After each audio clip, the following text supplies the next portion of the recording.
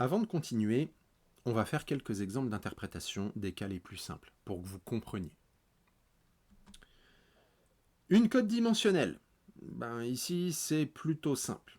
Alors, il y a une différence entre les deux schémas qui sont ici et ici. Ici, on a un symbole de diamètre et on a un trait mixte fin au milieu. Ça veut dire que c'est une pièce cylindrique. Ici, on n'a pas de trait mixte fin, ça veut dire que c'est une pièce prismatique et c'est pour ça qu'on n'a pas le symbole de diamètre.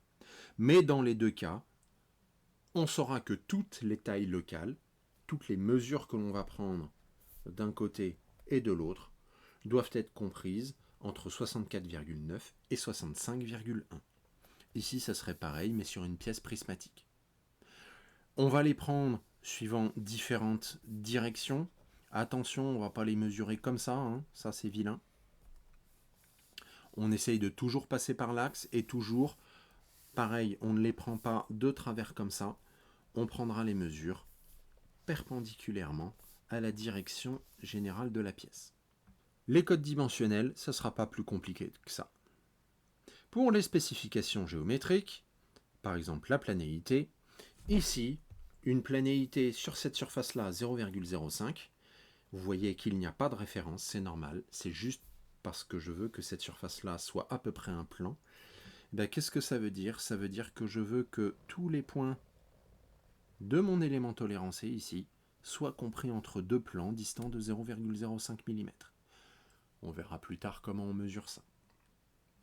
Sur cette pièce-là, je veux juste que la surface qui est de ce côté-là soit parallèle à la surface qui est de l'autre côté. Mon élément tolérancé doit être parallèle à 0,1 mm près à la référence spécifiée. Comment est-ce que je fais? Eh bien, je vais construire ma référence spécifiée. Ici, ça sera mon marbre de métrologie. Je vais poser ma pièce sur mon marbre.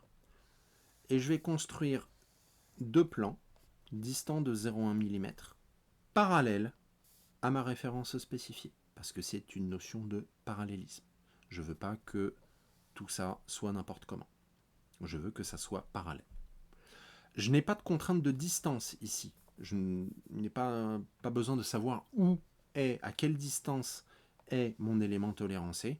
J'ai juste besoin qu'il soit parallèle.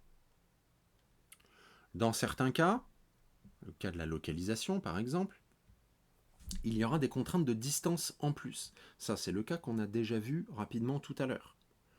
On a la localisation, on a l'intervalle de tolérance de 0,1 par rapport à B qui est ici, et on a en plus cet élément-là, qui est une cote, entre guillemets, parfaite, une cote nominale, qui va nous dire que je voudrais, si ma pièce était parfaite, que mon élément tolérancé soit à 50 mm de ma référence spécifiée. En fait, je veux avoir un intervalle de tolérance de 0,1 mm placé symétriquement par rapport à la position du 50 mm. C'est pour ça que je veux que mon élément tolérancé soit compris entre deux plans, un distant de 49,95 de ma référence spécifiée, l'autre distant de 50,05. Et là, je vois que j'ai une petite virgule en trop, c'est une erreur du PowerPoint.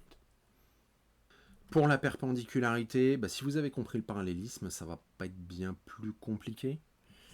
Perpendicularité à 0,2 mm, je veux que mon élément tolérancé soit compris entre deux plans distants de 0,2 mm, perpendiculaire à ma référence spécifiée.